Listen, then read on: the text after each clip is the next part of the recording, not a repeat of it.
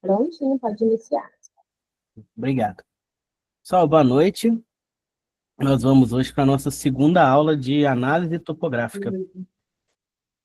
Essa disciplina ela é comum nos cursos de meio ambiente e mineração, né? E na última aula a gente terminou falando do teodolito, que é esse aparelhinho aí que está na capa do slide, né? O equipamentozinho que a gente utiliza para fazer medições.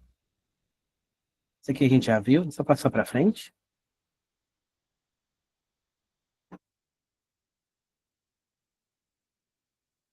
Estamos aqui nos teodolitos, né? Aí eu deixei um vídeo para vocês assistirem depois, porque era um vídeo mais longo, explicando como é que é o funcionamento do teodolito, como é que faz a medição. Agora nós vamos falar um pouquinho sobre estação total. Estação total é um equipamento também utilizado na topografia, que ele tem mais funções do que o teodolito, né? Ele seria um teodolito misturado ali com um distanciômetro. Então, além das medidas que o teodolito faz, você consegue também fazer medidas de distância, certo? Distâncias inclinadas. O teodolito acaba que a gente precisa estar fazendo uns cálculozinhos que a gente vai ver na aula de hoje para transformar as medições, porque ele faz mais medições horizontais, né? Medições planas. O estação total ele já consegue ler tudo, né? O estação total, atualmente, melhorou demais a tecnologia dele, então acaba que o trabalho atualmente do topógrafo é só instalar mesmo o estação total e ele faz as medições, né? Você coloca ele lá, coloca ele no prumo, coloca ele certinho, niveladinho, que tem que estar nivelado, aí ele mesmo já faz os cálculos que precisa, retirando a altura dele, tudo direitinho, né? E ele faz a medição, alguns deles fazem a medição por raio laser, um laserzinho que ele manda, né, a uma certa distância, ele vai voltar para esse equipamento e ele consegue calcular a distância. Ele é muito utilizado, pessoal, na mina subterrânea, né? Quando está fazendo as galerias ali, você utiliza ele para ver se as galerias estão ok, estão do tamanho que foi projetado, né? Então, coloca ele lá e ele faz a medição.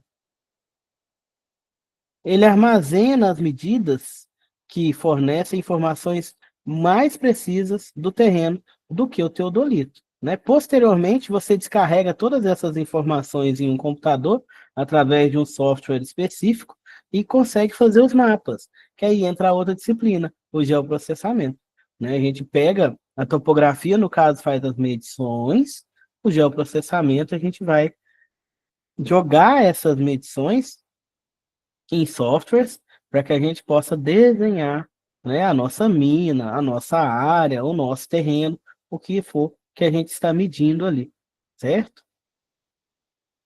Então, aqui um esqueminha, né? Faz a montagem do equipamento, estação total, né? Faz a leitura. Na leitura, ele vai armazenar todos os dados que ele pegou ali, e você descarrega em um software e faz o desenho, né? Faz o mapa, no caso, do que você estava procurando, né? Aí tem vários tipos de mapas que a gente vai ver, vai ter mapa que mostra somente o relevo da região, tem mapa que já começa a mostrar ali os cursos hídricos, fala de vegetação, tem mapa que vai ter as curvas de níveis, né? Então aí vai estar todas as informações que a gente pega com o equipamento, a gente descarrega no mapa. Para realizar as medidas em campo, né, o estação total tem que estar instalado no tripé, né, sobre um ponto que eu já tenha conhecimento das coordenadas, né? Linkando essa aula com a outra, né? A gente falando de coordenadas geográficas, são as coordenadas aqui que eu tenho que conhecer. Então eu utilizo um aparelhinho ali, né, para fazer essa medição dessa localização do meu teodolito estação total, né? E a partir dali ele faz as outras medições, né? Então ele pega ali num ponto onde eu tenho as coordenadas conhecidas, nivelo ele, oriento ele ali direitinho, em seguida ele vai fazendo a medição de acordo com os pontos que eu marquei nele para ele medir. Não posso ter nenhuma obstrução no trajeto, né? Como assim? Se eu vou fazer uma medida de uma distância linear ali, eu não posso ter nada que passe na frente, né, daquela medição, porque ele vai mandar uma luz, é um feixe de luz, e esse feixe de luz vai fazer a medição. Então, se ele for interrompido, ele vai fazer a medição errada, né? Ele vai medir somente dele até o obstáculo. Então, não pode ter nenhum obstáculo até o ponto que eu quero medir. Ao clicar em medir, ele calcula a distância até o ponto medido através do tempo de deslocamento da luz, do feixe do laser, né? Então ele vai e volta. A partir do tempo que ele foi e voltou, ele consegue calcular ali a distância através da velocidade, né? O tempo que demorou, perdão, o tempo que demorou para voltar. Nesses pontos, a gente coloca algo refletivo. Então, você vai lá no ponto, coloca algo refletivo, chamado ali prisma topográfico, que é o alvo, tipo um espelhozinho, né, onde você mira a estação total e ele vai mandar o feixe de laser. Então, bate lá, reflete e volta para ele. Através do tempo que demorou, ele faz o cálculo da distância. E isso tudo ele faz dentro dele. A gente não faz. A gente só instala ali, né, os prismas, instala o estação total e ele vai fazer essas medições através dos cálculos ali e descarregar e armazenar os dados dentro dele mesmo. Depois, posteriormente, coloca-se num software adequado que vai transformar esses dados aí em, né, mais informações. Aí eu posso desenhar os mapas, uma planta, o que for ali que eu estiver pegando informação com esse aparelho. Alguns tipos de estações total, né, ele é bem parecido com o teodolito, né, porque ele é um teodolito mais tecnológico, digamos assim, né, e atualmente existem vários modelos, né, que fazem medições muito precisas. Então, ele vai ser ali a combinação da função de medição do teodolito com o medidor eletrônico de distância. Então, ele traz uma vantagem para a gente, né? Porque ele vai fazer essa medição diretamente. Você não precisa ficar fazendo cálculo, fazendo transformação, igual tinha que ser feito com os teodolitos. A estação total, ele já traz para a gente aí os dados prontos. É só você tratar os dados. Então, tem vários modelos ali. Os modelos mais tecnológicos conseguem ali fazer medições em mais pontos ao mesmo tempo e em questão de segundos. Demora mais é para montar ele mesmo. Você monta ele lá, a medição mesmo é bem rapidinha, porque é através de laser, né? Então vai na velocidade da luz, ele vai na velocidade da luz e volta. Então ele otimiza os trabalhos, né, do operador, facilita o trabalho, aumenta a precisão, né, e consequentemente a qualidade da minha medição e redução nos custos de operação. Além disso, é possível observar que o tempo de processamento dos dados também vai ser reduzido, porque eu não preciso ficar fazendo os cálculos que o teodolito comum, né, me fornece ali os dados que eu tenho que transformar em distâncias para poder desenhar o meu mapa. Então, agora a gente vai falar um pouquinho sobre os elementos geométricos que são levantados com esses equipamentos. Então, o que que ele mede? Então, primeiro vamos para a definição ali de ângulo horizontal, né? Que tem uma imagenzinha.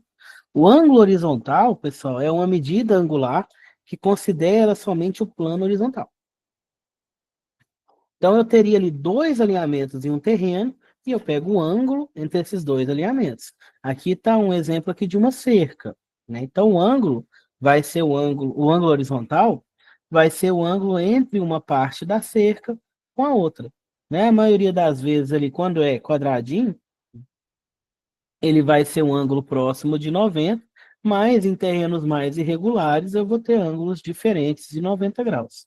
Então, esse ângulo horizontal é um ângulo entre dois alinhamentos dentro do terreno. Pode ser os limites do terreno, pode ser uma cerca, pode ser limites imaginários ali, né? Então, você tem essa questão aí desse ângulo horizontal. A gente vai ver que para fazer ali medição de área, por exemplo, a gente precisa fechar uma poligonal. o que que é essa poligonal? Fazer um desenho, né, com alinhamentos ali e fechar uma figura, né? Não precisa ser uma figura perfeita, né? Por isso a gente chama de poligonal, né? Às vezes fica uma figura geométrica já conhecida, um retângulo, um quadrado, um pentágono, mas a maioria das vezes não, tá, pessoal? Forma-se ali quadriláteros, né? A maioria das vezes, mas tem muito terreno que é, né, mais desenhadinho, mais irregular. Então a gente desenha uma figura geométrica com vários lados ali, que a gente chama de poligonal, né? Por não ter uma quantidade de lados específico, por não ter um ângulo específico ali, a gente fecha o desenho ali do terreno e chama de poligonal. Essa poligonal, ela tem que fechar, né? E essa questão de fechar poligonal, a gente trabalha com os ângulos horizontais, né? Dependendo do tipo de figura que se desenha, né? Que se forma ali, eu vou ter relação diferente entre esses ângulos horizontais. A gente vai voltar lá para a geometria, lá para a época que vocês estudavam a matemática. Ângulos verticais, né? Aqui já vai ser um ângulo obtido através ali do círculo vertical, medido pelo giro em torno do eixo horizontal da estação total. O que que ele vai determinar? Traduzindo isso daqui, né? Elevação ou inclinação de um ponto de interesse. Se eu tenho um ponto a uma certa altura, ele vai medir esse ponto e ele precisa de um ângulo vertical, da altura que ele está, né, até o ponto que ele vai medir. E como eu falei para vocês, ele desenha o terreno todo. Então ele vai pegar as irregularidades de relevo, as irregularidades desse terreno. Nem todo terreno é planinho, bonitinho. A maioria não é, né? Então você vai fazer a medição, né, com o estação total ali para ver esse desnível. E como é que eu sei desse desnível? Através dos ângulos verticais, né, do estação total, né, daquele linha imaginária ali, plano imaginário que é da altura dele até o ponto de referência, ou para cima ou para baixo. Aqui no caso da cerca, né, mostra aqui um ângulo vertical, né, que seria que a gente pega aqui do ponto mais inferior até o ponto mais superior ali da cerca, né? Forma-se um ângulozinho aqui. E se a gente ver, já está desenhando um triângulo. E aqui embaixo também vai acabar desenhando um triângulo. Zenit e nadir. Agora são pontos verticais. Agora a gente já começa no 3D aqui. Os outros dois ângulos a gente está vendo ali em plano, em 2D. Agora a gente vai começar a pensar aqui no 3D, nas três dimensões, né? Então, o zenit e o nadir são pontos, né, imaginários, pontos no infinito, certo? Para orientar a gente ali, né, na altura, né, acima, e no desnível, abaixo. A partir desses pontos, eu consigo definir ângulos chamados zenitais e nadirais, que fornecem informações sobre a posição dos objetos celestes, ou seja, estrelas, ou pontos na superfície terrestre, na superfície do meu terreno, em relação ao observador, né? Então, o zênite, gente, é essa. A gente vai pegar essa daqui, ó, essa linha imaginária aqui. Então, ele não tem uma distância definida, né? Vai para o infinito aqui. Então, eu vou verificar o ângulo zenital aqui, né, de acordo com o relevo do local que eu estou trabalhando. A mesma coisa quando eu tenho um desnível, quando ele está abaixo do meu plano ali, eu imagino um eixo imaginário aqui, né, uma linha imaginária completamente na vertical, onde da onde eu estou para cima é o zênite, da onde eu estou para baixo é o nadir, né? Então eu vou pegar ali um plano do meu equipamento, então tudo que for abaixo do plano dele eu considero como, por exemplo, ângulo nadiral, e tudo que for acima eu considero como zenital. Ok? Aqui, através desses ângulos, eu vou começar a calcular as altitudes. Então, a gente vai ver mais para frente ali que no mapa, mesmo ele sendo em 2D, a gente consegue inserir informações 3D nele. Consegue colocar informação de altitude.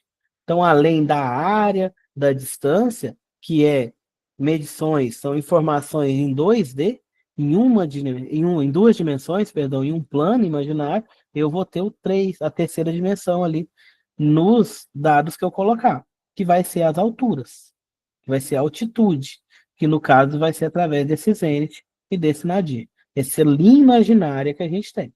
Né? Então, o meu estação total, para ele transformar os valores em altitudes, ele usa esse eixo imaginário para poder fazer ali o cálculo dele da altitude do local, certo?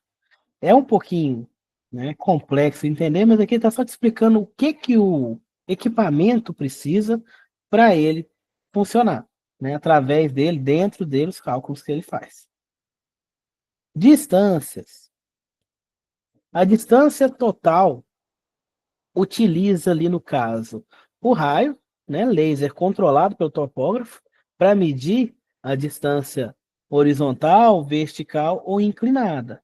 Essas medições são muito precisas, né? E o alcance desse equipamento aí pode ultrapassar até 2 quilômetros, né? Um raio de 2 quilômetros. Então, ele está no centro ali, eu consigo fazer uma medição ali num raio de 2 quilômetros, ou seja, né, 4 quilômetros de diâmetro, 2 quilômetros para cada lado, né, através do ponto que ele está posicionado. Só que essas medições, né, não são retinhas, certinhas, quando o equipamento está lento. Então, ele faz transformações, né, através de aproximação por figuras geométricas já conhecidas, para ele conseguir desenhar o meu terreno. Né? Um exemplo aqui, ó, um terreno bem irregular, que seria aqui essa linha entre A e B, né? Está mostrando aqui o relevo do terreno natural, né? Que não vai ser retinho. Então, o equipamento vai fazer leituras retas, né? Por exemplo, aqui, ó, do A até o B, ele pega e faz o cálculo de uma distância inclinada. Né? Para ter essa distância inclinada, ele também vai precisar dos valores da distância horizontal, que é essa de baixo, que seria a distância reta se ele estivesse bem retinho, e a distância vertical. Certo? Então, ele vai usar aqueles eixos imaginários ali para desenhar esse triângulo que se assemelha a esse terreno. Então, como ele faz o desenho, né? Como ele faz a medição para entender que o meu terreno é irregular? Ele faz vários triângulozinhos, né, dentro do sistema dele para calcular esse relevo irregular, né? Ele faz o que a gente chama de triangulação, né? Como se ele imaginasse milhares de triângulozinhos aqui para desenhar essa superfície. Aqui, para demonstrar, a gente desenha um triângulo grande, né? Para vocês entenderem como é que é feito, mas dentro do equipamento ele vai fazer vários triângulozinhos para chegar o mais próximo possível desse formato aqui. Ok? Tá dando para entender, pessoal?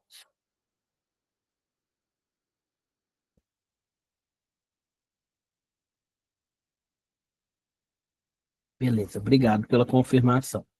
Então, vamos lá. Cálculo dessas distâncias. O cálculo ele é simples, tá, pessoal? Não precisa de ter medo do cálculo. Que eu peguei aqui a nossa imagem, a gente imagina ali, né, um ângulo de 30 graus, ok? Então eu tenho o cálculozinho, né? Aqui é a minha primeira fórmula da distância horizontal. DH é a minha distância horizontal, que é essa distância em azul aqui, por isso que eu marquei com azul aqui na fórmula, tá? A distância horizontal. O meu DI é a distância inclinada, marquei de vermelho, né? Esse x é vezes, tá, gente? Não confunda na fórmula, né? Que ficou ali na apostila, ficou parecendo que é outra incógnita, mas não é, é vezes, tá bom? Cosseno de V. V é o meu ângulo, né? Entre o meu plano horizontal e a minha, né, reta inclinada aqui. Aqui vai ser verdinho. Então eu vou calcular, né, supondo aqui, né, que eu tenha um ângulo de 30 graus e eu saiba que a minha distância inclinada deu 10 metros, eu consigo calcular a minha distância horizontal, que é o meu DH. Vou colocar aqui na calculadora, né? Primeira coisa que eu calculo, para não dar errado a minha continha, cosseno de 30, né? Então, vocês vão apertar aqui na calculadora, né? Esse botãozinho do cosseno aqui, embaixo. Deixa eu fazer um risquinho, né? Aqui embaixo, aqui, ó. E vou digitar 30. Eu não preciso colocar grau, tá, gente? Se eu colocar grau, ele dá uma desconfigurada ali. E vou apertar igual. Vai aparecer esse valor. Depois eu multiplico pela distância inclinada, tá bom? Para não dar erro, ok? Porque tem vários tipos de calculadora, algumas vão dar certo, você fazer direto, né? Outras, talvez não. Então é interessante que vocês calculem primeiro o cosseno aqui, ó. Depois do valor do cosseno, você continua a sua formulazinha. Então, o cosseno de 30 é 0,866. Então, a gente joga ele aqui, minha distância horizontal vai ser igual à minha distância inclinada, que é 10, vezes 0,866. Então, esse x aqui é um vezes, tá bom? Então, a distância horizontal, nesse caso aqui, é 8,66 metros. Ok? Outra fórmula, né? Outra forma de calcular a minha distância horizontal, né? Se eu tiver a distância vertical, né? Naquele exemplo anterior, eu tinha distância inclinada, né? Que era 10 metros. Agora, nesse daqui, vamos supor que a gente não tem a nossa distância inclinada, né? E quer encontrar a minha distância horizontal. Eu tenho somente a distância vertical. Nesse caso, eu marquei de amarelinho. Então, eu vou usar outro, perdão, outra medida trigonométrica aqui, medida de triângulo, medida de ângulo, que é a tangente, certo? Então, minha distância horizontal vai ser igual a distância vertical dividido pela tangente do ângulo V. Então, meu ângulo continua sendo 30. Agora, a minha distância vertical, né? Eu coloquei aqui que é 5 metros. Então, a gente vai calcular. Da mesma forma, tá, pessoal? Por que eu estou falando para vocês fazerem isso daqui primeiro? Para a sua calculadora não entender errado, né? Calcula a tangente primeiro, depois você faz o cálculo com a distância vertical. A tangente está aqui do lado do cosseno. É esse botão aqui, nesse modelo de calculadora, certo? Então, eu vou digitar ali tan, né, de 30, que é 30 graus, dou igual, deu 0,577. Na maioria das vezes aqui a gente vai usar, né, 3 casas, porque no momento que eu calcular vai ficar 2 casas após a vírgula, que é o que é mais utilizado, tá, pessoal? Então, 0,577. Então, a minha distância vertical é 5. A minha tangente de V é 0,577. Na fórmula eu tenho uma divisão, então eu faço 5 dividido por 0,577, vai dar 0,866. Olha que legal, é o mesmo valor do cálculo anterior. Então são duas formas de encontrar a minha distância horizontal, que é o meu azul aqui no meu desenho. Né? Se eu tiver a distância inclinada e o ângulo, eu consigo achar. Se eu tiver a distância vertical e o ângulo, eu consigo encontrar a minha distância horizontal. Outras fórmulas, né? Agora, para encontrar distância vertical, que é a dv, e também a distância inclinada. Vão ser formulazinhas, pessoal, provenientes daquelas outras anteriores. Só que agora, né, eu vou trabalhar com seno. No caso da distância vertical aqui, se eu tiver a distância inclinada, eu calculo com o seno. Para encontrar a distância vertical, se eu tiver a distância horizontal, eu trabalho com a tangente. Lembrando que esse x nessa fórmula aqui é vezes, tá bom? A distância inclinada, né, eu vou usar a distância vertical dividido pelo seno ou distância horizontal dividido pelo cosseno. Aqui, se vocês lembrarem lá da trigonometria. Se você tiver o valor de um ângulo e de um lado, você consegue encontrar o outro, né? Que aí é o cateto, a hipotenusa, né? Que vocês vão lembrar lá da trigonometria, certo? Depois ver se eu mando um exercício para vocês, com esses cálculos para vocês treinarem um pouquinho.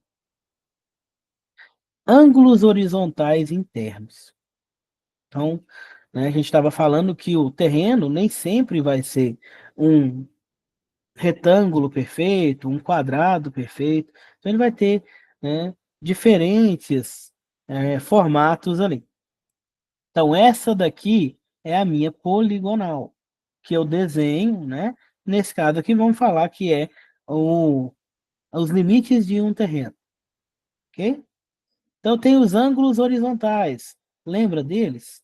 Né? Vai ser os medidos em um plano horizontal, né? Através ali de duas retas, né? Dois alinhamentos. Aqui pode ser os lados do meu terreno. Então, eu tenho um ângulo horizontal aqui. Se eu for desenhar um terreno, fazer uma poligonal, esse ângulo interno, esse ângulo horizontal, vai ser o ângulo interno, certo? Então, o ângulo interno é medido no interior de uma poligonal. O que é uma poligonal? Aqui é a definição dela, né? Uma sequência de linhas conectadas que formam uma figura fechada representando a área de interesse do terreno. Às vezes é a área do terreno em si, às vezes é uma área que você está separando ali para fazer um estudo de um estudo ambiental.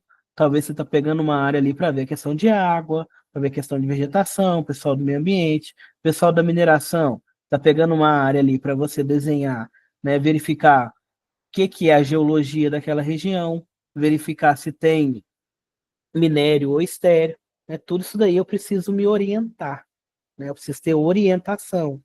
Essa poligonal ali, ela vai ser orientada, né? Como se eu jogasse ela dentro de um mapa universal, um mapa do mundo aí, eu jogo aquela poligonal. Então eu oriento ela, né, de acordo com as minhas coordenadas geográficas. Eu vou ter pontos imaginários aonde eu fixo os vértices da minha poligonal.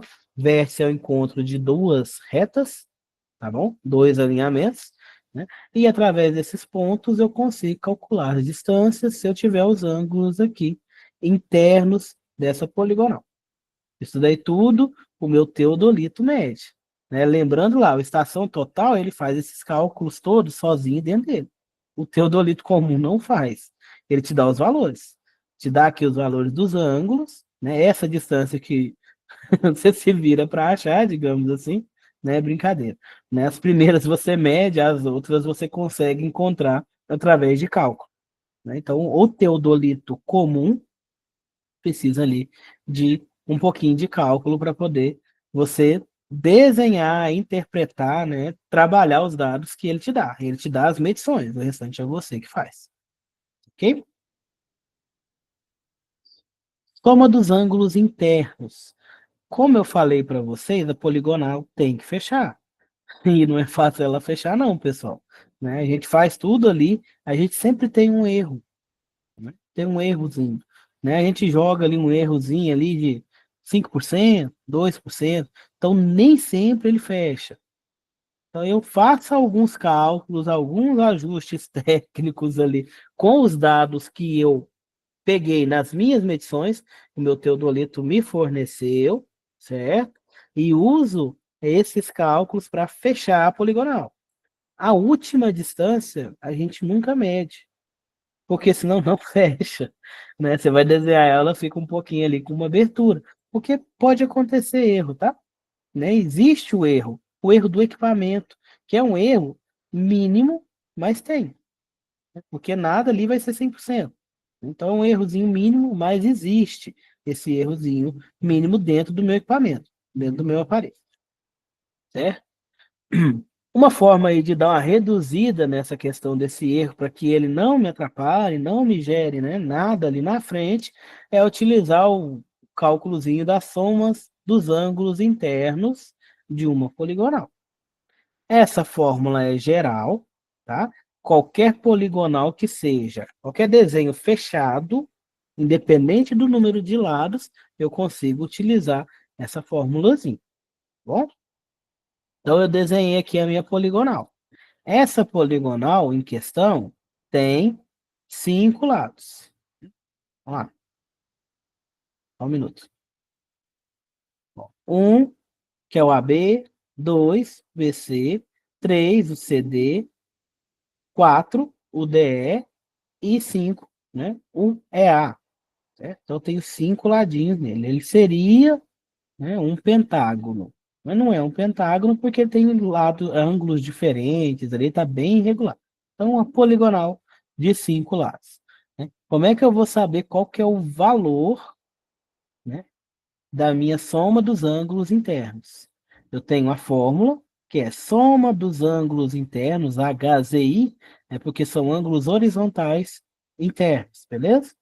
Vai ser igual 180 graus vezes, abre parênteses, n menos 2, fecha parênteses.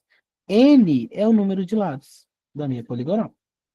Nesse exemplo aqui, eu tenho 5 lados. Então, calculando, soma dos ângulos horizontais internos vai ser 180 vezes 5 menos 2. Lembrando aí da matemática, o que está dentro do parênteses eu calculo primeiro. Então, vai dar 3. 5 menos 2 vai ser 3. 180 vezes 3, 540 graus. Faltou aqui o símbolozinho de grau. Então, os meus ângulos internos têm que dar uma soma de 540 graus. Se for uma poligonal de 5 lados. Independente, tá, gente? Essa daqui, né, tem os 5 lados aqui. Ela vai ter que dar 540. Se for um pentágono perfeito, vai ter que dar 540. Essa fórmula é geral. Né? Para uma poligonal de 5 lados, a soma dos ângulos internos vai ser 540. Então, aqui a gente calculando a soma desses ângulos vai dar 540. Né? Aqui, eu vou pegar primeiro esse ângulo de 87 graus, 0 minutos e 36 segundos, que é o ângulo A, mais o ângulo B, 107 graus, 8 minutos e 9 segundos. O ângulo C, 102 graus, 11 minutos e 22 segundos. Ângulo D, 105 graus, 12 minutos e 59 segundos. E o ângulo é 138 graus, 26 minutos e 55 segundos. Somando tudo aqui, vai dar 540 graus, certo? Pessoal, só me lembra aí se eu passei para vocês essas submúltiplos do ângulo. Eu passei na aula anterior? Minuto, segundo? Ô, Alisson, eu não participei da aula anterior, que eu entrei foi no início dessa semana, então aí não tem como eu te dizer. Tem a gravação lá, tá bom? Aí Uhum, você tá. consegue puxar pela gravação. Eu vou pegar o slide aqui para ver se eu passei. Depois eu dou uma relembrada com vocês aqui, dos submúltiplos do ângulo. Tá gostando do curso? Das aulas? Sim, tô sim. Eu sou formada em geografia, né? Oh, então você E, já sabe muita coisa. nem tanto. E assim, eu não já fui partindo para graduação direta e depois eu já fiz pós, né? Fiz pós em geotecnia, agora eu fiz em geologia, eu trabalho com longo prazo. Né, mas está faltando curso técnico para dar uma aprofundada maior. Aí eu resolvi fazer, estou gostando sim.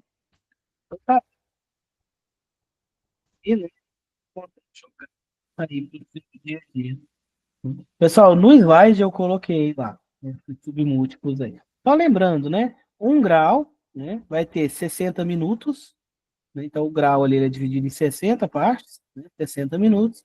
1 minuto vai ter 60 segundos. Então, 1 minuto vai ser dividido em 60 partes, que vai ser 60 segundos. Na hora de somar, a gente soma, né? Segundo com segundo, minuto com minuto, grau com grau. É só lembrar ali que não vai ser 100, né? Não vai ser 10, no caso. Aqui a gente vai somando Se der mais do que 60, o que passou de 60, o que deu 60 você joga com 1 minuto. Né? A mesma coisa, você soma os minutos ali, o que passou de 60, você tira 60 e joga como 1 grau. Ok? Aí consegue fazer a soma. Na calculadora também dá para fazer.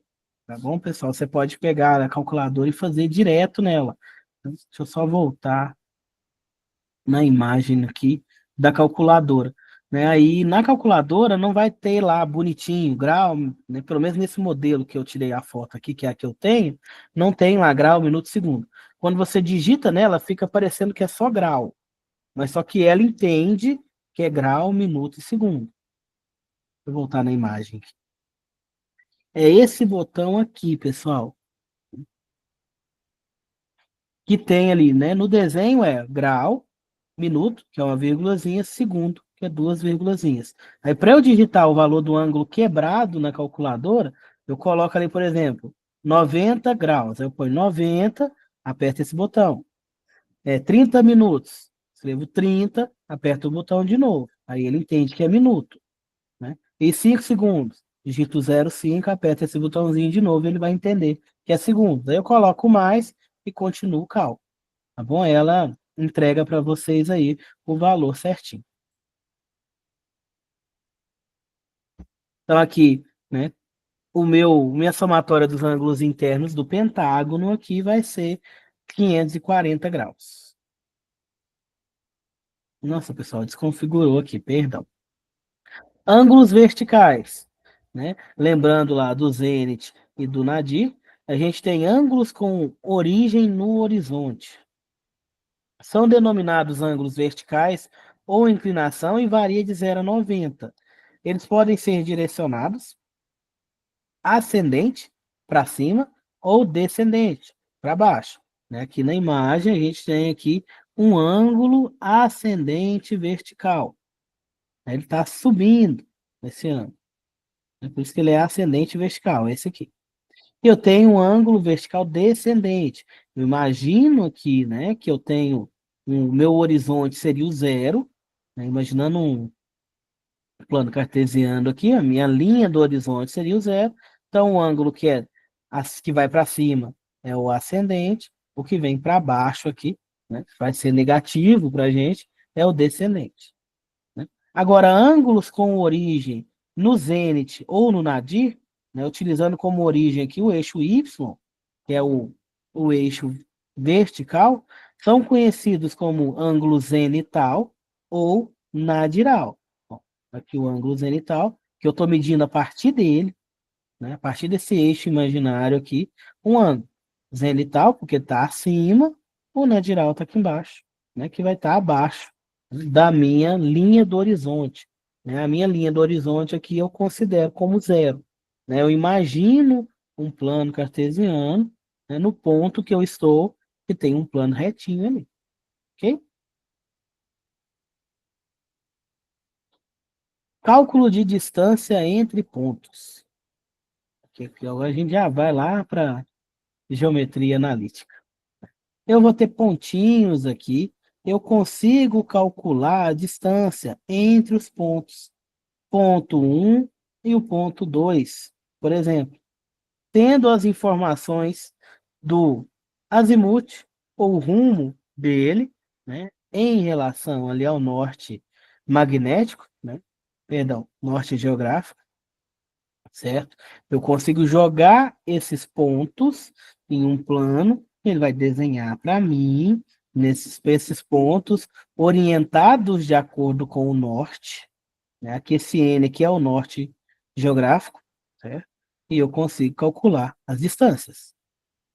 Isso daqui é pura geometria analítica. Né? Aqui eu tenho uma exemplificação do meu azimuth. Ó. O meu norte está aqui. O azimuth é o ângulo que, né, o meu alinhamento faz com o norte. No caso aqui, a gente está no primeiro quadrante.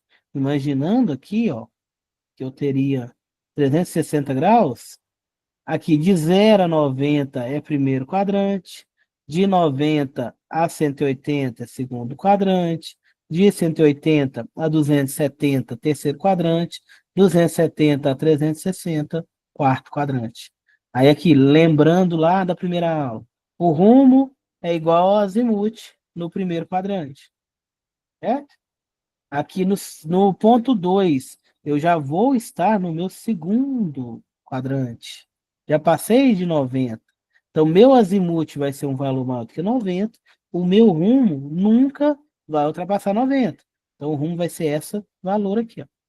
O rumo sempre é o ângulo em relação à linha imaginária do norte, né, da orientação do norte. Aqui, no ponto 3, eu já tenho um ângulo maior do que 180, né, já passou dele aqui, já está no terceiro quadrante, né? Então, meu azimuth vai ser um valor entre 180 e 270, e o meu rumo, né, vai ser um valor aqui sempre de 0 a 90, só que orientado. Aqui ele está no terceiro quadrante. E aqui embaixo, o meu último valor aqui, meu último ponto, está no quarto quadrante, né? Vai ser um valor de azimuth entre 270 e 360, né? E o meu rumo vai ser medido a partir da minha linha imaginária com o norte, ok?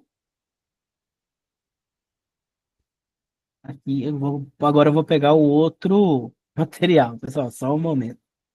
Então aqui a cálculo entre a distância entre os pontos, né? Ele ficaria para a próxima aula, mas já vou puxar ele para nossa aula de cá. Só um momentinho que eu vou abrir o material. Tá tranquilo até aqui?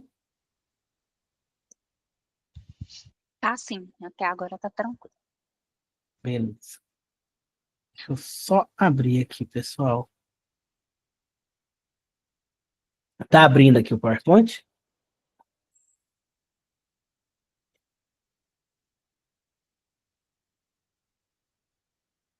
E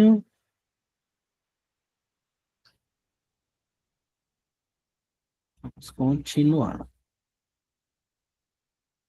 Que aí eu explico aí como é que faz esse cálculo entre os pontos. Só ajustar a tela.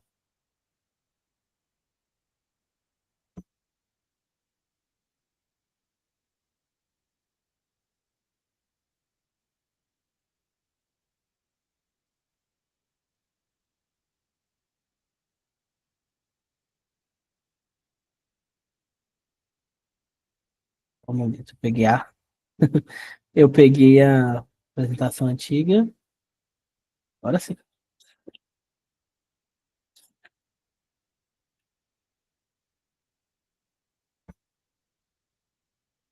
Aqui, pessoal, né? A gente viu os ângulos. Vamos para o próximo slide. Cálculo entre os pontos. Como é que eu vou fazer esse cálculo? Como eu falei para vocês, a gente imagina pequenos triângulos, que é uma figura geométrica conhecida, que a gente tem muitos cálculos, muitas fórmulas, muitos teoremas em cima desses triângulos, e a gente consegue calcular as distâncias ali, tendo, por exemplo, um ângulo. Um ângulo e uma distância, você já consegue calcular as outras, né? O triângulo ele é bom, que é muito bom por causa disso, né? Então, vamos lá, né? Ao observar o lado do polígono 1, 2, que é esse lado aqui, a gente consegue imaginar ali um triângulo retângulo aqui de fora, que é o triângulo que está desenhado em vermelhinho, ok? Juntamente com os deslocamentos na direção norte e direção leste.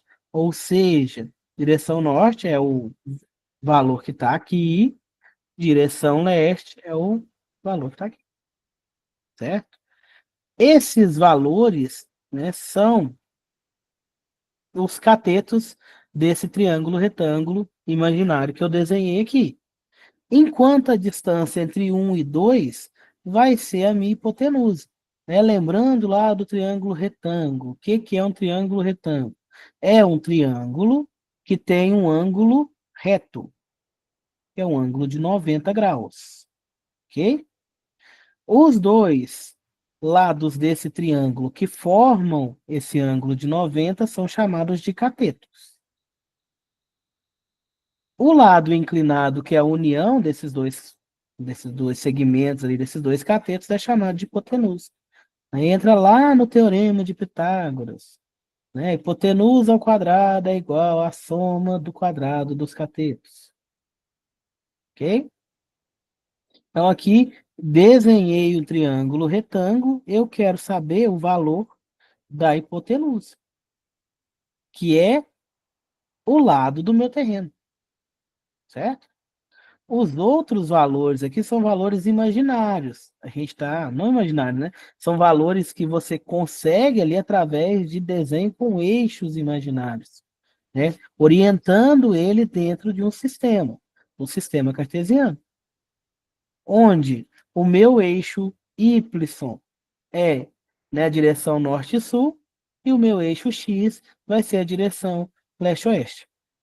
Ok? Então, meu ponto 1 aqui, eu tenho coordenadas nele, né? Eu tenho orientação para ele, né? Que é ali E1 e N1. O N seria o meu Y, seria a minha altura, e o E, né, o meu X, que é a minha distância aqui horizontal, ok? O ponto 2, mesma coisa. Eu vou ter um par ordenado, eu vou ter ali coordenadas para esse ponto, né, que é o E2 e o N2. Né? Sempre a gente utiliza a posição XY, né? Então sempre eu vou pegar primeiro da horizontal e depois da vertical. Então, né, se vocês verem lá, né, um ponto, um par ordenado, 1 e 0. O 1 vai ser o X, o primeiro sempre é o X, e o segundo sempre é o Y. Então, eu tenho o ponto 1 e o ponto 2. Eu consigo calcular a distância entre esses pontos, que é essa segmento de reta aqui, através dessa formulazinha aqui, ó. Distância entre o ponto 1 e o ponto 2 vai ser igual. Aqui é a distância entre dois pontos, tá, gente? Não é 1 menos 2, não. É a distância entre o ponto 1 e o ponto 2. Raiz quadrada do delta n ao quadrado mais delta e ao quadrado. Não precisa ficar com medo, gente. Calma aí. Esse delta n é a distância aqui, ó. Esse valor. O meu delta é esse lado aqui. É Pitágoras, isso aqui. É o a ao quadrado é igual a b ao quadrado mais c ao quadrado. Para eu achar o valor da hipotenusa. Ele chamou de delta porque eu tenho pontos aqui ordenados. Então, para eu descobrir esse valor aqui, eu vou ter que fazer um menos o outro, que seria o final menos o inicial lá da física, né? Ou seja, o ponto 2 menos o ponto 1. Então, para eu achar, né, esse valor aqui, do 1 aqui, né, eu vou pegar o valor de n, do delta n. Eu vou pegar o maior, que é o valor de cima, menos o menor. Aí eu encontro aqui esse valor. Aqui no valor na horizontal, a mesma coisa. Eu vou pegar o maior menos o menor. Que eu encontrei esse valor aqui. Porque ele não está aqui no zero. Se eu tivesse trazido esse ponto para a minha origem, para cá, aí ficaria mais fácil, né? Mas como ele não está no zero, eu vou ter que pegar os pontos ordenados aqui. Certinho? Então, jogando aqui, eu consigo encontrar. Deixa eu só ver se tem valores aqui. Não tem. Ele só trouxe para a gente fórmulas. Olha que legal.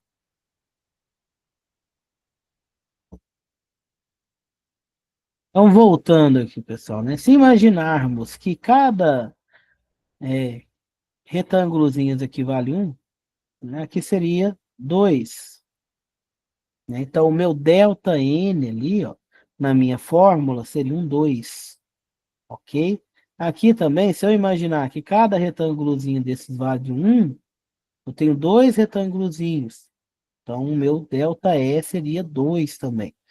Tá bom? Então, seria 2 ao quadrado mais 2 ao quadrado dentro da raiz. 2 ao quadrado é 4, né? Seria 4 mais 4 dentro da raiz. 4 mais 4 é 8, seria raiz de 8 o meu valor aqui de 1 até 2. Ok? Se eu tivesse valores ali nesse gráfico. Tranquilo?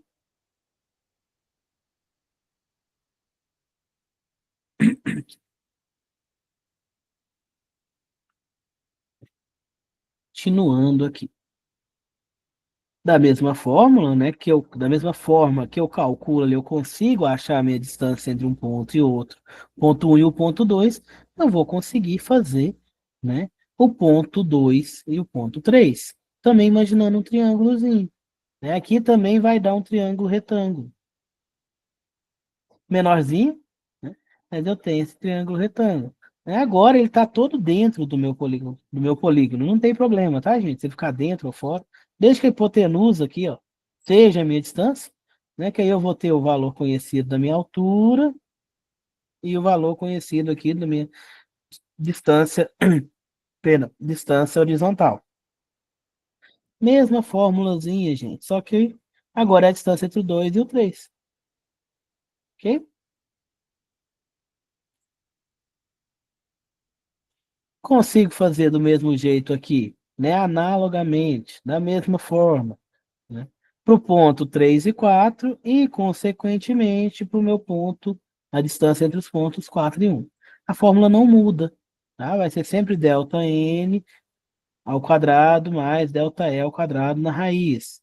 Ou seja, é esse valor ao quadrado mais esse valor ao quadrado dentro de uma raiz quadrada. Ah, professor, o que que é esse tangente a menos 1 aí, R3, SO? Isso aqui é o rumo, tá? Às vezes eu quero saber o ângulo. Eu não tenho o ângulo. Eu tenho só as distâncias, né? Que eu posso ter o ângulo, eu acho as distâncias. Eu posso ter as distâncias e querer descobrir o ângulo. É uma forma de encontrar o ângulo, né? Na calculadora, você vai colocar tangente a menos 1, né? O inverso da tangente do ΔE dividido pelo ΔN, desse valor aqui, dividido pelo valor de cá. Aí você encontra o ângulo, tá, pessoal? É o rumo, né? R3, o rumo 3, ele vai estar na direção ali sudoeste, né? Então, para eu encontrar ele, é só eu fazer esse cálculo. Se eu quiser o azimuth, eu tenho que transformar, né? O azimuth do SO vai ser o meu terceiro quadrante, o rumo no meu terceiro quadrante, o azimuth no meu terceiro quadrante é 180 mais 1. Ok? Nos slides anteriores também tem aqui. Aqui é para eu encontrar o rumo. Ó, rumo 2 estaria no quadrante sudeste, né, que é o segundo quadrante. Vai ser tangente a menos 1 também. E o rumo 1, R1 aqui embaixo, ó, que está no quadrante nordeste, também vai ser tangente a menos 1. Eu vou encontrar o ângulo. No nordeste é o mesmo. No sudeste, para eu achar o azimuth, né, eu não coloquei aqui a fórmula, mas vai ser 180, vai ser 90 mais o rumo, ok? No 3 vai ser 180 mais o.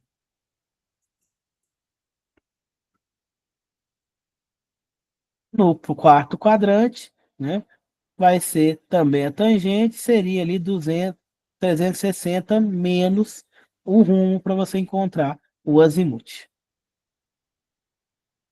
Cálculo de áreas. Cálculo de áreas, pessoal, aqui já vai dar uma matrizinha, né? Um determinantezinho, né? Eu consigo calcular essa área aqui, né?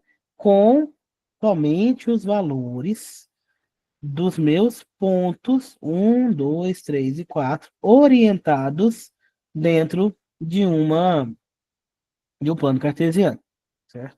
Aí eu utilizo essa fórmula aqui, né? Quem lembra lá de matriz, né? Que tá, ó. É 1, é 2, é 3, é 4. N1, N2, N3, N4. Né? Então são os valores. Lembrando que o E é como se fosse o nosso X e o N é como se fosse o nosso Y. Então a gente tem a formulazinha, né? Que é a fórmula de Gauss, que eu consigo encontrar aqui a área dessa poligonal somente com os pares ordenados dela, de cada vértice dessa poligonal, de cada ponto dessa poligonal. Né? Esse método de cálculo é obtido por meio da disposição das coordenadas do polígono.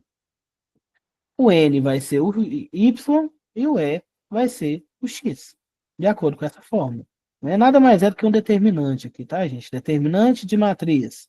Parece grande, parece difícil. Não é difícil. Grande é. A fórmula é grande. Mas não é difícil, que aqui é vezes. Continha de vezes e mais. Só lembrar aqui, ó. Né? Primeiro resolve os parênteses. Então vai ser meio vezes essa fórmula aqui. É 1 vezes N2, mais E2 vezes N3, mais E3 vezes N4, e assim vai. Né? Menos E2 vezes N1, etc. Né? Para quem lembra aí da matriz, da matemática, né, você está fazendo um determinante. Vai ser, né, as diagonais principais, né, E1 vezes N2, E2 vezes N3, E3 vezes N4, E4 vezes N1, menos as diagonais secundárias, que é as que vêm de cá. Fazendo esse movimento aqui. Certinho? Curvas de nível. Curva de nível, pessoal, vocês já devem ter ouvido falar de curva de nível.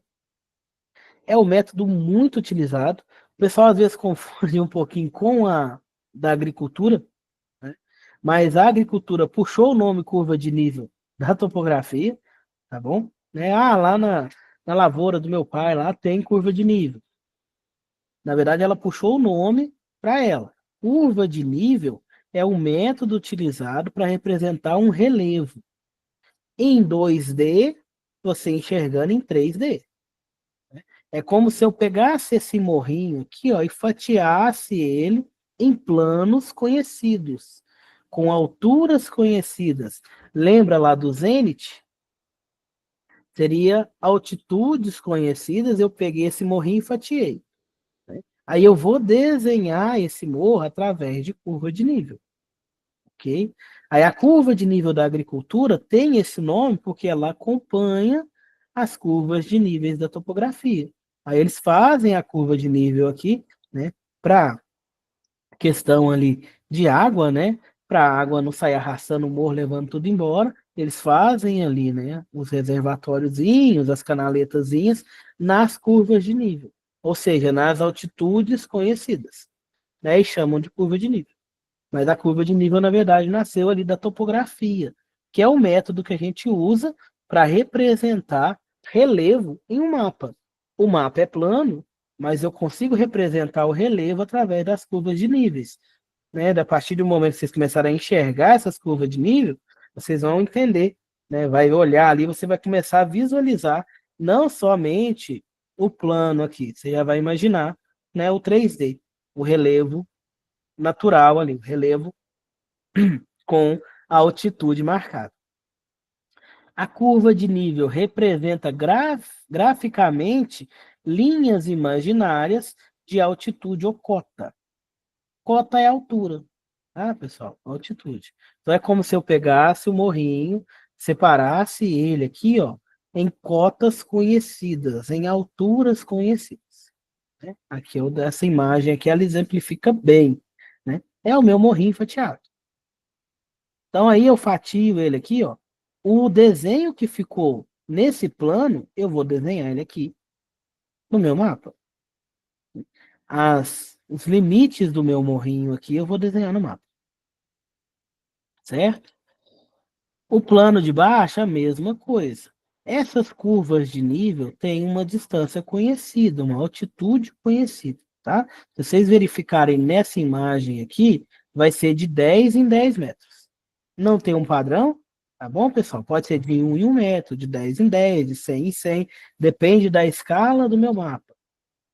Depende do que eu estou tentando representar. Né? Então, aqui nesse exemplo é de 10 em 10. Agora, se eu falar que é de 10 em 10, todas as minhas curvas de nível têm que ir de 10 em 10. Eu não posso botar de 10 em 10 e depois começar de 5 em 5.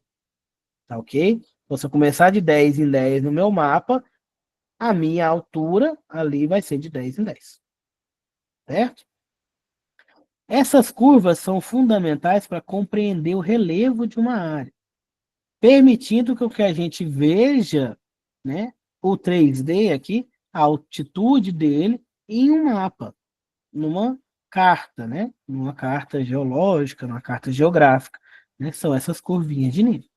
Aí esse desenho aqui desse morro, né, dos limites desse morrinho, eu vou desenhar no meu mapa e vou colocar o valor da altitude. Ó, essa fatia do 10 metros tem um 10 aqui embaixo. A fatia do 20 metros tem um 20. Do 30 tem um 30. Né? 40, 50. Então, você vendo isso daqui no mapa, esse desenho aqui no mapa, você sabe que é um morro. Né? Nesse caso aqui, um morro bem íngreme, né? Bem alto. Sobe bastante, certo? Ah, como é que eu sei que é um morro e não é um buraco? Eu vou ver a partir dos valores. Se ele estiver aumentando para dentro, né, as altitudes estiverem aumentando para o centro da minha curva de nível, eu tenho um morro. Agora, se ela estiver diminuindo para dentro, eu tenho uma depressão. Tem um vale, um buraco, o que seja ali. Né? Então, eu vou olhar os valores. Aqui, ó, 10, 20, 30, 40, 50, ou seja, está subindo. Eu estou representando um morro. Agora, se fosse ao contrário, 50, 40, 30, 20, 10, eu estaria descendo. Seria um buraco ou um vale. Né? A gente vai falar disso daí. Né? Se não for na topografia, a gente vai ver lá no geoprocessamento.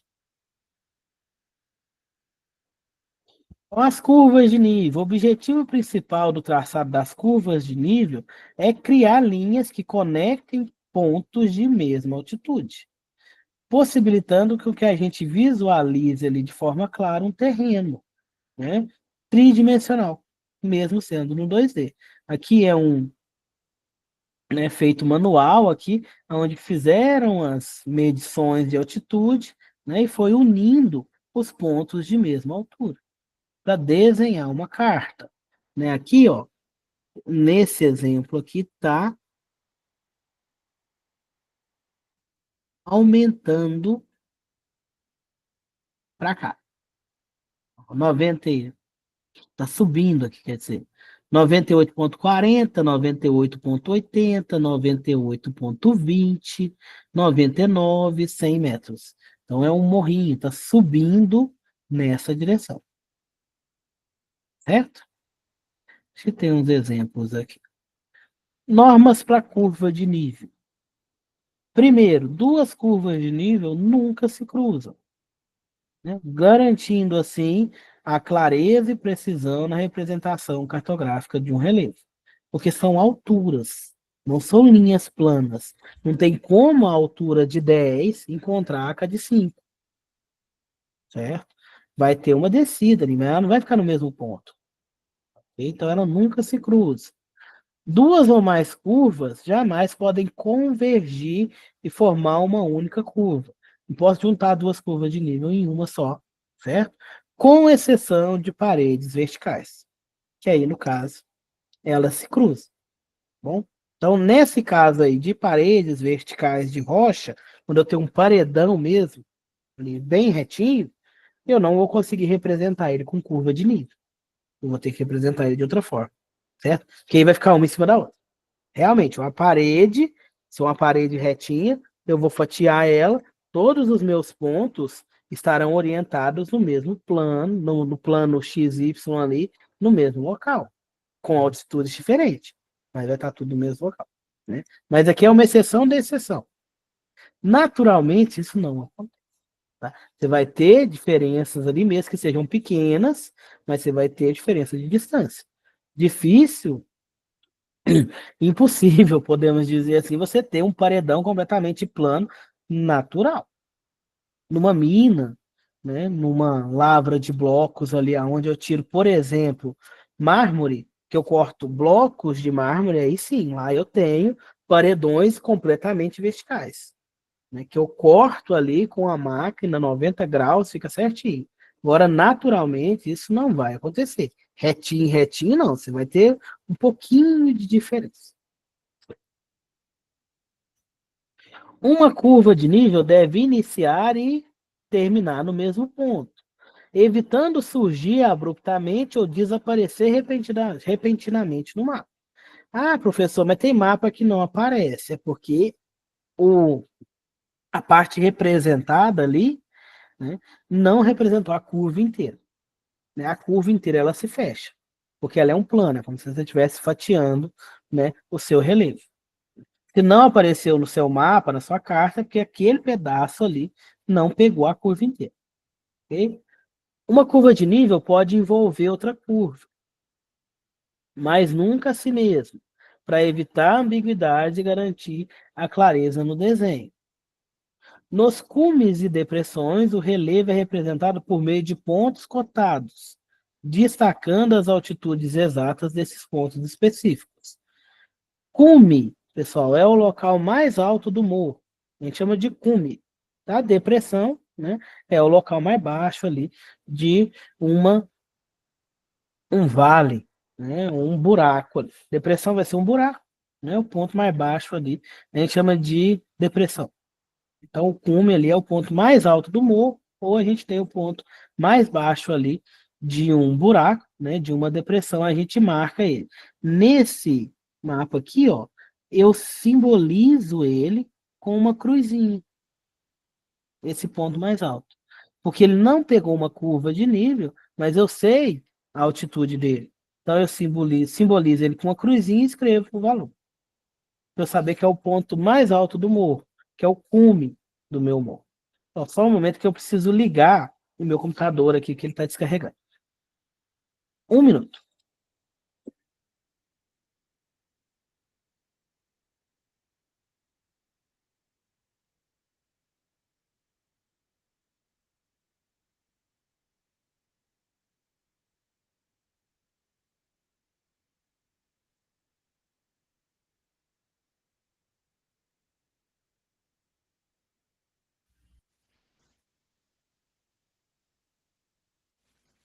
Prontinho, pessoal. Continuando. Os principais acidentes geográficos naturais. Ou seja, os principais tipos de morrinhos que eu tenho. Primeiro é uma elevação. Se eu olhar aqui em perfil e nas curvas de nível, né, eu vou ter aqui uma superfície que vai subir, né, levemente, não vai ser abruptamente. Isso aqui é uma elevação. Esse desenho aqui é um perfil. O que eu consigo visualizar o morro certinho é o perfil. Ele é feito a partir dessa parte de baixo aqui, que é a curva de nível. Então, aqui embaixo eu tenho a curva de nível, aqui eu desenhei o meu perfil a partir da minha curva de nível. Como é que eu faço esse desenho? Eu vou marcar na minha curva de nível os locais certinho, ó, 0. Tem ponto 0 aqui na minha curva 0. Eu vou pegar, vou fazer uma linha nessa minha curva de nível, desenhar uma linha reta aqui, que não ficou reto, que eu não consigo desenhar reto. E nessa linha eu consigo fazer o perfil. Eu vou cruzar as altitudes com as distâncias. Então, na linha mais externa aqui, ó, é 0. Então, se eu puxar aqui, ó, vai dar a minha linha que eu desenhei, 0. Neste ponto aqui, eu já tenho 20 metros. Eu jogo aqui, ó. Então, a minha altura, se aqui é 0, aqui vai ser 20. Certo? Eu já desenho um ponto ali. Antes, eu não faço perfil direto, eu faço pontos, tá? Então, o ponto 0, eu coloco na altura 0. O ponto de 20, eu vou desenhar, né? Fazer um pontinho aqui em 20 metros. Depois vou pegar o alinhamento de 40. Vou fazer um pontinho no 40, um pontinho de cá. E no 60. Pontinho aqui, pontinho aqui. Essa pontinha do morro aqui não está marcada, mas seria o cume. Né? Aqui no meio tinha que ter uma cruzinha, né, falando o meu ponto mais alto. Se eu não souber esse valor, eu desenho ele arredondado, porque a gente sabe ali que teve erosão, que teve desgaste, então ele não vai ficar um pico retinho, vai ficar arredondado. Porque o morro em si a gente vê que ele é arredondado. Né? Então, depois que eu marco os pontos, eu vou unir os pontos. De forma leve, gradativa aqui, sem fazer linhas retas demais, porque eu estou desenhando um morro. Desenhando aqui, eu consigo desenhar o perfil. Imaginar como é que é esse morrinho lá na natureza. Lá onde eu me... Certo? Nessa vista em perfil e nas curvas de nível, apresentando uma elevação de 40 metros, que vai de zero, na verdade, 60 metros. Eu escrevi errado, hein, pessoal? É de 60 metros de altura aqui, né, de 0 a 60. Um morrinho leve, uma elevação leve, né, que a gente consegue verificar aqui através das nossas curvas de nível. Essas curvas de nível, pessoal, faltou a informação aqui no slide. Eu consigo entender se o meu morro é mais íngreme, ou seja, mais difícil de subir ali, mais reto, ou mais leve, mais moderado, quando eu tenho ali, né, uma descida mais tranquila, através da distância entre as curvas.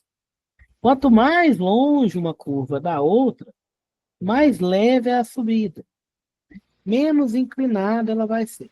Quanto mais perto uma curva da outra, mais íngreme vai ser o meu morrinho. Ou seja, mais difícil vai ser de subir. Ok? Vai ser mais inclinado. Mais próximo ali de 90 graus. Então, linhas, curvas de nível afastada, dá para a gente um morro, né, um acidente geográfico ali leve, moderado. Linhas aproximadas, mais próximas linhas, vai ter morro íngreme, ou seja, morro mais difícil de subir, morro quase que paredão. Okay? Ali um exemplo ali de um perfil. Aqui embaixo eu tenho a curva de nível, olha que bonitinho, que seria uma vista superior. Estou olhando de cima essa situação. Olha que bonitinho. Aqui tem a casinha desenhada de azul. Se eu olhar de cima, eu vou ver só o telhadinho dela. Olha, né? O restante aqui é curva de nível. É altitude, né? Que a gente foi desenhando. Aqui eu tenho, né, um primeiro morrinho aqui, né? Uma parte plana, onde meio plano, onde é que está a casinha, e outro morrinho. Desenhado aqui nas curvas de nível. Esse perfil aqui que está desenhado, ele foi feito através dessa linha aqui, ó, orientada norte a sul. Ah, professor, a árvore não apareceu. A casinha apareceu, mas a árvore não apareceu. Na verdade, nem a casinha era para ter aparecido ali. Porque na minha linha que eu fiz para desenhar esse perfil, eu não peguei a árvore. Por isso que ela não está ali, né, no meu perfil. A casinha eu não peguei. Mas aqui, como eu sei que está plano, eu desenhei ela aqui. Ela está um pouquinho mais afastada, mas dá para ver. Mas eu não sei a altura dela. Aqui foi imaginado. Por isso que ela está deduzida. Eu não sei a altura dessa casinha. Não mediram aqui, não me falaram. Eu sei aonde ela está. A base dela está aqui. Agora, até onde ela vai, não sei. Às vezes é um prédio. Pode ser um prédio. Eu não coloquei aqui a altura do cume dela, né, da cumieira dela, que é a parte mais alta. A árvore não apareceu porque nesse plano, nessa linha aqui imaginária que eu risquei, a árvore não existe. Não está aqui. Então, na hora que eu desenhar o perfil, ela não vai estar aqui. Agora, se eu fizer um perfil aqui, aí eu pego a árvore. Não pega a casa. Eu sei que a casa existe ali, ela vai ficar mais afastada, como se ela estivesse mais para trás ali no meu desenho. Eu vou desenhar ela menor. A árvore vai ficar em primeiro plano. A árvore está mais perto, ela vai ficar maior. É a mesma coisa. A altura dela, não posso falar, porque eu não tenho ali o valor da altura dela. Ela vai ultrapassar, talvez, essas curvas aqui, pelo tamanho da árvore. Né? Mas eu não tenho o valor dela, eu não consigo falar qual altura essa árvore tem em comparação com esse morrinho. Ok?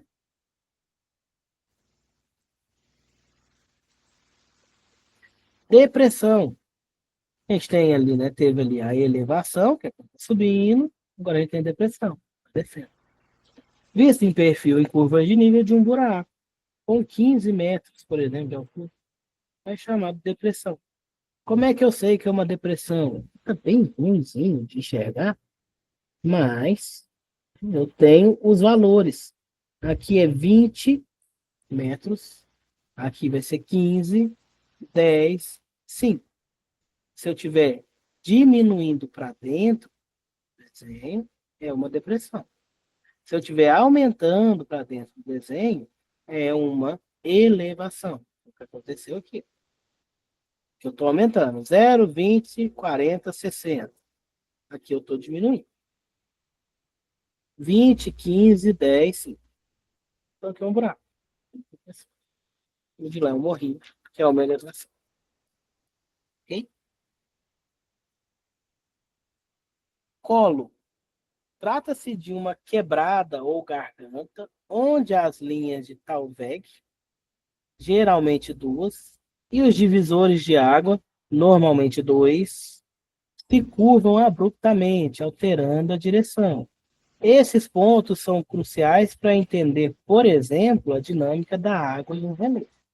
A água, pessoal, ela vai levando o material junto com ela, então ela vai furando ali, ela vai mudando a geografia da região, relevo da região. Aonde passa um curso d'água, a água vai levando, a água mora em pedra dura, né? Tanto bate até que fura, então ela vai levando o material. Então ela abre um buraco aonde passa esse curso de água. Então esse caminho aqui, né, é chamado Talweg. Tá? Então tá aqui, Talweg. O que que é isso?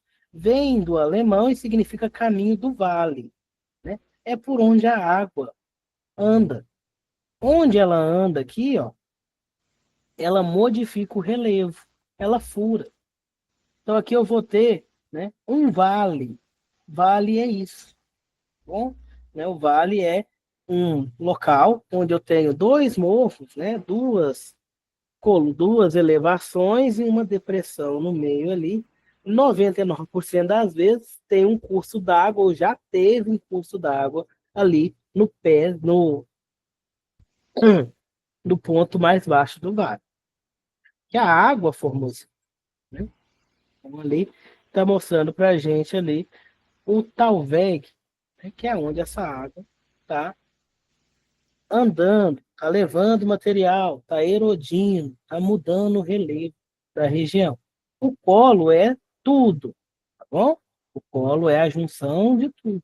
O vale é esse vesículo, né? Então, quebrado o garganta, onde a linha de Talweg e os divisores de água se curvam abruptamente, ou desce aqui. Aqui é o colo, também conhecido como vale, tá bom? Então, o vale aqui é onde eu vou ter ali uma nascente, curso de água, que ele está sempre alterando o relevo da região. Ele está sempre aqui, né? Quebrando isso daqui, afundando cada vez mais esse buraco aqui entre dois morrinhos, fazendo ali o meu vale. Olha o Talweg. Talweg, linha formada pela sucessão de pontos mais baixos de um vale. Ao longo das linhas do Talweg, reúne-se águas, formando cursos d'água permanente ou temporário. Então vai ser ali, ó, o vale, como eu falei para vocês, a água vem, vai quebrando tudo, vai levando o material com ela, vai formando um vale. Tem o vales em V, né, que ele é bem viradinho, posso ter vales em U. Pode, com o tempo, virar um cânion. O Grand Canyon nada mais é do que um vale muito grande. Teve água lá, né, há vários anos atrás, milhares de anos atrás, foi quebrando, foi levando o material da região e foi aprofundando cada vez mais. Aí ficou aquelas partes maiores, mais altas ali, aonde a água passou, né, ficou um buraco. Aí, como foi milhares de anos passando a água ali, foi furando cada vez mais e foi deixando cada vez mais profundo. Então, um cânion ali foi um vale um dia. Um vale muito grande se torna um cânion. Essa aqui é a imagem de um Talweg real, né? Essas árvores aqui, pessoal, elas costumam estar em beira de nascente. São a gente chama de mata ciliar. é o que fica ao redor aqui das nascentes. Sempre que eu tenho um curso d'água, eu vou ter naturalmente, né, mais árvores nessa região. Elas vão nascer ali por causa da água, né? Esse solo aqui vai ser melhor, né? Tem mais água para poder ajudar no crescimento dessas plantinhas, dessas árvores aqui. Então, nesses pezinhos de vale, né, finalzinho de vale, eu sempre vou ter ali vegetação, que é a mata ciliar. É a mata que protege ali aquela nascente ou aquele curso d'água. Então, a gente vai ver que chega ali, ó, é um vale. Ou seja, um tal VEG aqui, onde eu tenho, né, essa mata. Onde o pessoal do meio ambiente aí vai trabalhar muito para poder preservar essa mata. Porque se essa mata for embora, provavelmente a minha nascente vai morrer. Né? Porque a mata protege essa nascente. Né? Ela alimenta a nascente, a nascente alimenta ela e vai mantendo ali, né, o ecossistema rodando de forma correta, de forma natural. A partir do momento que eu desmato isso daqui, a chance de secar a minha nascente é muito alta, é muito grande. Certo? Pessoal, a gente vai parar por aqui, que já é 10, passou, né, quase no nosso horário, e a gente continua na próxima aula. Vou passar para vocês na próxima aula os outros acidentes geográficos, mais definições geográficas ali que a gente consegue conhecer através das curvas de nível. Tá bom? Qualquer dúvida eu estou à disposição. Vou mandar o slide para a tutora de vocês, vou só juntar os dois ali que eles estão separados e a gente continua na próxima aula. Muito obrigado, pessoal. Boa Ok. noite. Boa noite, obrigada.